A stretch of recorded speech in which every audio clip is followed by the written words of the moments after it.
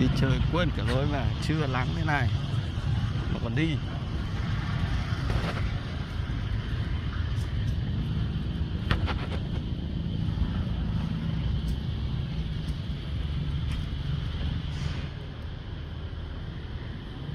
Đi vào đi.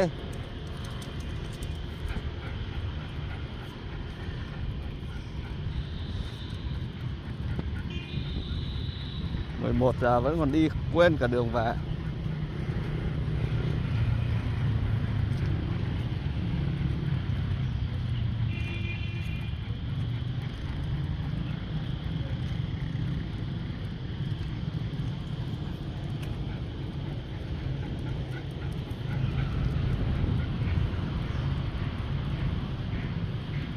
Đi về.